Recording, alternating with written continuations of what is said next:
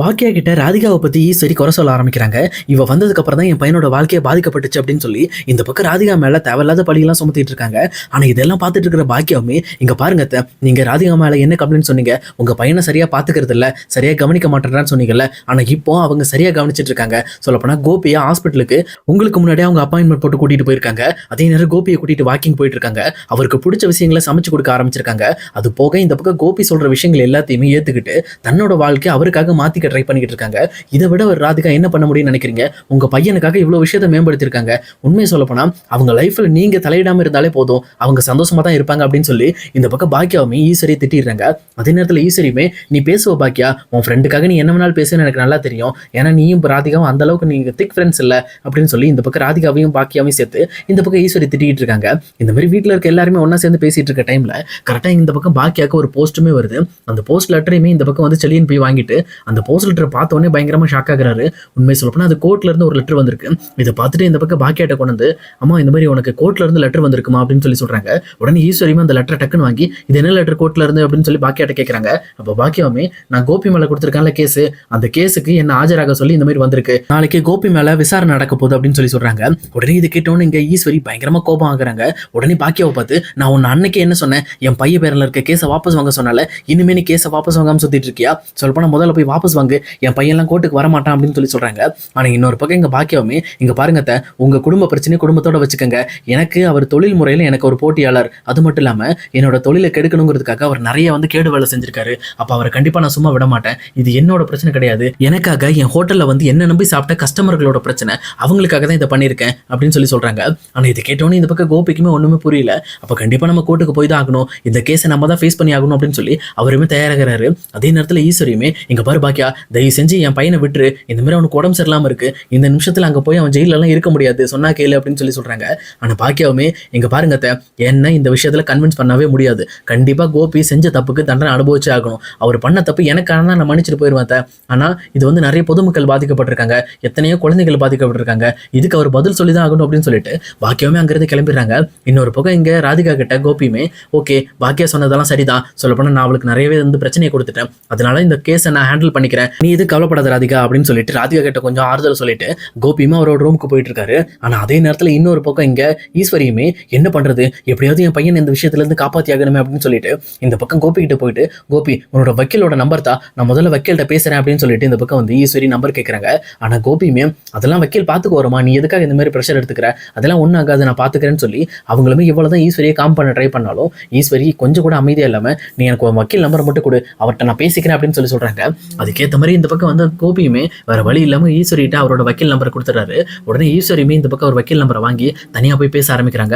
Sir இங்க பாருங்க, நான் கோபியோட அம்மா பேசுறேன், இந்த மாதிரி கோபிக்கு நாளைக்கு ஹியரிங் இருக்குன்னு நீங்க சொன்னீங்கல்ல, நாங்க எப்படி சார் வரணும், அந்த கேஸ்ல நாங்க ஜெயிக்கிறதுக்கு உண்டான லீடு தான் நீங்க வச்சிருக்கீங்களா அப்படின்னு சொல்லி கேட்கறாங்க.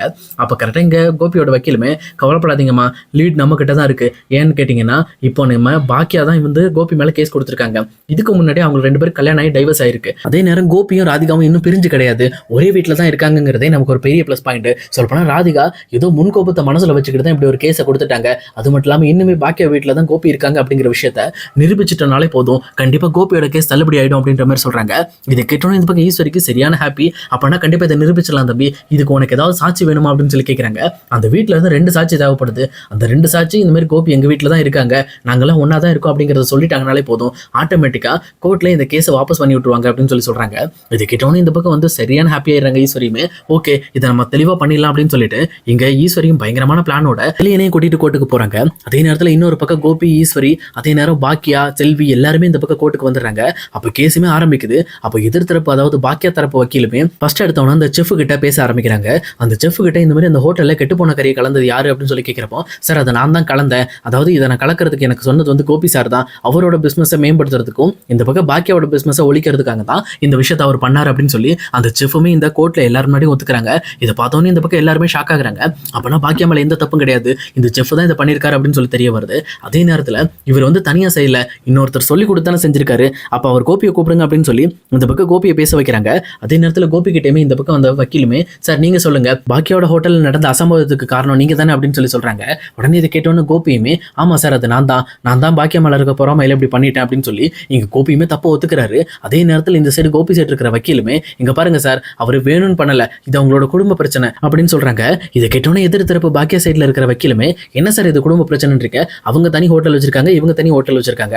ஆல்ரெடி பாக்கியா மேடமும் இன்னொரு பக்கம் கோபியுமே டைவர்ஸ் பண்ணிட்டாங்கல்ல, அப்புறம் எப்படி இது அவங்க குடும்ப பிரச்சனையாகும்? இது குடும்பத்துக்குள்ள நடக்கிற பிரச்சனை கிடையாது அப்படின்னு சொல்லி சொல்றாங்க. ஆனா இந்த சைடு கோபி சைடு இருக்கிற வக்கீலுமே, இங்க பாருங்க சார், ஒரே வீட்டுல 2 பிசினஸ் பண்ணக்கூடாதுன்னு எந்த ஒரு சட்டமும் கிடையாது. அதே மாதிரி அவங்க ஒரு பிசினஸ் பண்றாங்க, இவங்க ஒரு பிசினஸ் பண்றாங்க. உண்மையை சொல்ல போனா இன்னுமே பாக்கியா கோபி எல்லாருமே ஒரே வீட்டுல தான் இருக்காங்க. அது தெரியுங்களா? அதுக்கு கூட என்கிட்ட ஆதாரம் இருக்கு அப்படின்ற மாதிரி சொல்றாங்க. இதை கேட்டவொடனே இந்த பக்கம் ஜட்ஜுமே, ஓ அப்பனா இந்த மாதிரி கோபி பாக்கியாவோட வீட்டுல இருக்கிறதுக்கு உண்டான ஆதாரங்கள் இருக்கா, முதல்ல அவங்களை கூப்பிட்டு விசாரிங்க அப்படின்னு சொல்லி சொல்றாங்க. இதுக்கு ஏற்ற மாதிரி இங்க கோபியோட வக்கீலுமே டேரக்டா இங்க ஈஸ்வரியும் செலியனையும் மேல கூப்பிடுறாங்க. இங்க ஈஸ்வரியும் செலியனையும் கோர்ட்ல பார்த்த உடனே இங்க பாக்கியாக்கு என்ன பண்றதுன்னே தெரியல. சொல்லப்போனா தனக்கு எதிராகவே இப்படி மாறி பேசிட்டு இருக்காங்களே அப்படின்னு சொல்லி பயங்கரமா ஷாக் ஆகுறாங்க. அதே நேரத்துல இவங்க 2 பேரும் வந்து, ஆமாப்பா இந்த மாதிரி நான் தான் வந்து இவங்களோட அம்மா, கோபியோட அம்மா நான் தான் அப்படின்னு சொல்லி ஈஸ்வரி பேச ஆரம்பிக்கிறாங்க. அவங்களுமே இந்த பக்கம் வந்து, கோபி எங்க கூட தான் இருக்கான், நான் பாக்கியா கூட தான் இருக்கேன் அப்படின்னு சொல்லிட்டு இந்த மாதிரி பாக்கியாவோட வீட்டில் தான் கோபி இருக்காரு அப்படிங்கிற விஷயத்த இங்க நிரூபணம் பண்ற மாதிரி எல்லாருமே பேசிக்கிட்டு இருக்காங்க. இப்படி ஒவ்வொரு ஆதாரங்களும் உடைய இந்த பக்கம் கேஸ் அப்படியே ஆப்போசிட்டா பாக்கியா சைடு திரும்புது. அப்ப இந்த பக்கம் பாக்கியா சைடு கோபியோட சைடு வக்கீல் வந்து, இங்க பாருங்க நீங்க எதுக்கு இப்படி இந்த மாதிரி உங்க குடும்ப பிரச்சனையை கோர்ட்டுக்கு கொண்டு வந்து தேவையில்லாம கோபி அவமானப்படுத்திட்டு இருக்கீங்க? எல்லாரும் ஒன்னா தானே இருக்கீங்க, ஒரே வீட்டுல தானே, அப்புறம் என்ன உங்களுக்கு பிரச்சனை அப்படின்னு சொல்லி கேட்கிறப்போ இந்த சைடு பாக்கியா பேச ஆரம்பிக்கிறாங்க. இங்க பாருங்க சார், கோபி எங்க வீட்டுல இருக்கிறதுலாம் உண்மைதான். பட் ஆனா கோபியை நாங்க எங்க வீட்டுல சும்மா வைக்கல சார், அவங்க வாடகைக்கு தான் இருக்காங்க. அதுக்கு சாட்சி யாரு தெரியுங்களா? அதே கோபி தான். நீங்க அவர்கிட்ட கேளுங்க. அப்படி இல்லை அப்படின்னா அவர் வாடகைக்கு தான் இருக்காரு அப்படிங்கிறத ப்ரூவ் பண்றதுக்கு என்கிட்ட ஒரு சாட்சி இருக்கு அப்படின்னு சொல்லி சொல்றாங்க. அதே நேரத்தில் இங்க கோபி கிட்டேயுமே போய் ஒரு வக்கீல் கேட்கிறாரு, ஆமாங்க நாங்க வாடகைக்கு தான் இருக்கோம், நாங்க வந்து ஒன்னாலாம் இல்லை அப்படின்ற மாதிரி கோபியுமே உண்மையை ஒத்துக்கிறாரு. இதை பார்த்தோன்னே இந்த பக்கம் எதிர்த்தரப்பு வக்கீலுமே, இங்க பாருங்க சார் அவரே உண்மையை ஒத்துக்கிட்டாரு, அப்பனா அவர் தப்பு பண்ணது உண்மை, அந்த தப்புக்கு உண்டான தண்டனை கொடுங்க சார் அப்படின்னு சொல்லி இந்த பக்கம் கோர்ட்ல பேசிடுறாங்க. அதே நேரத்தில் எங்க ஜட்ஜுமே, இன்னைக்கு வேண்டாம், நான் திங்கக்கிழமை தீர்ப்பை தள்ளி வைக்கிறேன், இன்னும் ஒரு வாய்தா மட்டும் நான் பண்றேன், நான் திங்கக்கிழமை வந்து தீர்ப்பை முழுசா கொடுத்துருவேன் அப்படின்ற மாதிரி இந்த கேஸுக்காக தீர்ப்பை ஒத்தி வைக்கிறாங்க. அதே நேரத்தில் இன்னொரு பக்கம் எங்க வீட்டுக்கு வந்த பாக்கியா ரொம்பவே டென்ஷனோட, என் வீட்டில் இருந்துகிட்டு எனக்கு எதிராகவே நீங்களாம் சாட்சி சொல்றீங்களா? இந்த மாதிரி கோபி இந்த வீட்டில் தங்க வச்சது என்னோட தப்பா? நீங்களாம் வந்து இந்த மாதிரி கோபிக்கு உடம்பு சரியில்லை, அவர் கொஞ்ச நாள் இங்க இருக்கட்டுன்னு சொல்லி தங்க வச்சுட்டு இப்ப கடைசியில அதை வச்சு என் மேல நீங்க கேஸை திருப்ப பாக்குறீங்கல்ல, கண்டிப்பா உங்களெல்லாம் சும்மா விட மாட்டேன் அப்படின்னு சொல்லி பாக்கியா கண்ட மணிக்கு திட்ட ஆரம்பிக்கிறாங்க. அதே நேரத்தில் கோபியுமே இங்க பாக்கியா கிட்ட போயிட்டு, இங்க பாரு பாக்கியா, இந்த ஒரு காரணத்தை வச்சு நான் தப்பிக்க விரும்பல, கண்டிப்பா வந்து நான் உனக்கு எதிராக நிறைய விஷயத்த பண்ணியிருக்கேன், ஆனா அதுக்கு தண்டனை எனக்கு கிடைச்சதான் ஆகணும், அப்பதான் நான் வந்து எனக்கு திருந்தறதுக்கான வாய்ப்பும் கிடைக்கும், அதனால கோர்ட்ல கொடுக்குற தண்டனையை நான் வந்து மனசார ஏத்துக்கிறேன் அப்படின்னு சொல்லிட்டு கோபி அங்கிருந்து போறாரு. அதே நேரத்தில் அவர் கிளம்பி கொஞ்ச நேரத்திலேயே ஸ்டேஷன்ல இருந்து கோபி அரெஸ்ட் பண்றதுக்காக ஆளுங்க வராங்க.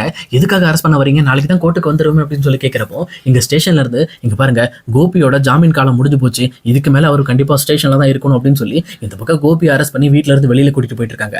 இதை பார்த்துட்டு இருக்க ராதிகாக்குமே என்ன பண்றதுன்னு தெரியல. அதே நேரத்தில் இன்னொரு பக்கம் பாக்கியாவுமே, கண்டிப்பா என்னோட முடிவுல இருந்து நான் மாற மாட்டேன், இந்த பக்கம் கோபி பண்ண தப்புக்கு அவர் தண்டனை அனுபவிச்சு ஆகணும் அப்படின்னு சொல்லிட்டு கொஞ்சம் கோபத்தோட இந்த பக்கம் அவங்களுமே கோபியை பார்த்துக்கிட்டே இருக்காங்க. ஆனா கோபியும் ஒரு பக்கம், நான் கண்டிப்பா செஞ்ச தப்புக்காக நான் வந்து தண்டனை அனுபவிக்க தயாரா இருக்கேன்னு சொல்லி அவருமே வீட்டுல இருக்க எல்லாருக்குமே ஒரு பாய் சொல்லிட்டு அவருமே ஸ்டேஷன் கிளம்பி போயிட்டு இருக்காரு.